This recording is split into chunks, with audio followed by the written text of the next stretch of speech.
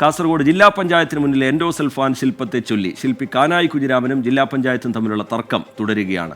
ശില്പത്തിന്റെ നിർമ്മാണം അവസാനിക്കും മുമ്പേ മുഖ്യമന്ത്രിയെ കൊണ്ട് ഉദ്ഘാടനം ചെയ്യിക്കാൻ ജില്ലാ പഞ്ചായത്ത് ഒരുങ്ങുന്നതാണ് ശില്പിയെ ചൊടിപ്പിച്ചിരിക്കുന്നത്. അമ്മയും കുഞ്ഞും ശില്പത്തിന്റെ അവസാനവട്ട മിനുക്കുപണികൾ നടക്കുകയാണ്.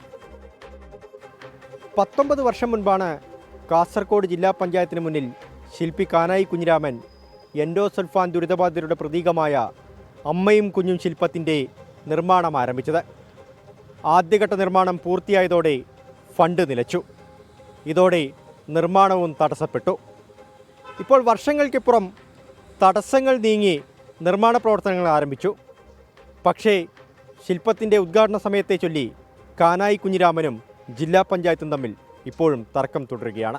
ശില്പി കാനായി കുഞ്ഞിരാമൻ 66-ാം വയസ്സിലാണ് കാസർഗോഡ് ജില്ലാ പഞ്ചായത്ത് വളപ്പിലെ ശില്പനിർമ്മാണം ആരംഭിച്ചത്. എൻഡോസൾഫാൻ ദുരിതബാധിതരുടെ വേദനയും കണ്ണീരും അടയാളപ്പെടുത്തുക എന്ന ലക്ഷ്യത്തോടെ ജില്ലാ പഞ്ചായത്തിൻ്റെ സഹായത്തോടെയാണ് ശില്പത്തിൻ്റെ നിർമ്മാണം. അനന്തതയിലേക്ക് നോക്കി നിൽക്കുന്ന അമ്മയുടെ കയ്യിൽ 2 കുഞ്ഞുങ്ങളുടെ ദൈന്യതയാർന്ന മുഖം ശില്പത്തിലൂടെ ആവിഷ്കരിക്കുകയായിരുന്നു ഉദ്ദേശം. 20 ലക്ഷം രൂപ ചെലവ് കണക്കാക്കിയാണ് കാസർഗോഡ് ജില്ലാ പഞ്ചായത്ത് ശില്പം നിർമ്മിക്കാൻ തീരുമാനിച്ചത്. 2006-ലും 2011-ലുമായി ശില്പനിർമ്മാണത്തിനായി ആകെ 40 ലക്ഷം രൂപ അനുവദിച്ചെങ്കിലും നിർമ്മാണം എങ്ങുമെത്തിയില്ല. ഇതുവരെ 43.61 ലക്ഷം രൂപ നിർമ്മാണത്തിനായി ചെലവഴിച്ചു. സിമൻറ്റും ഇഷ്ടികയും മണലും ചേർത്ത് 40 അടി ഉയരത്തിലുള്ള ശില്പനിർമ്മാണത്തിന് ഒരു വ്യവസ്ഥയുമില്ലാതെയാണ് പണം നൽകുന്നതെന്ന് ജില്ലാ പഞ്ചായത്തിൻ്റെ ഓഡിറ്റ് റിപ്പോർട്ടിൽ വിമർശനമുണ്ടായി. ഇതോടെയാണ് നിർമ്മാണ പ്രവൃത്തികൾ വേഗത്തിലാക്കി ഉദ്ഘാടനം നിർവഹിക്കാൻ ജില്ലാ പഞ്ചായത്ത് തീരുമാനിക്കുന്നത്. എന്നാൽ ശില്പത്തിൻ്റെ മിനുക്കുമണികൾ കഴിയാതെ ഉദ്ഘാടനം നടത്താൻ കഴിയില്ലെന്ന കടുത്ത നിലപാടിലേക്ക് കാനായി കുഞ്ഞിരാമൻ മാറി. ഈ മാസം 23-ന് മുഖ്യമന്ത്രിയെ കൊണ്ട് ഉദ്ഘാടനം ചെയ്യിപ്പിക്കാൻ കഴിയുമെന്ന ജില്ലാ പഞ്ചായത്തിൻ്റെ പ്രതീക്ഷ അതോടെ അവസാനിച്ചു. 23-ാം തീയതി ചെയ്യാം എന്നാണ് ആദ്യഘട്ടം അദ്ദേഹം പറഞ്ഞിരുന്നു.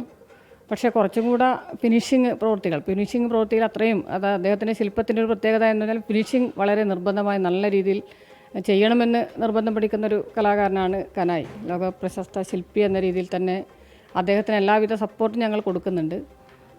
ഈ ഫെബ്രുവരി 23-ന് ആയില്ലെങ്കിലും മാർച്ച് അവസാനമാകുമ്പോഴേക്കും നമുക്കത് കംപ്ലീറ്റ് ചെയ്യാൻ പറ്റുമെന്ന് അദ്ദേഹം പറഞ്ഞിട്ടുണ്ട്.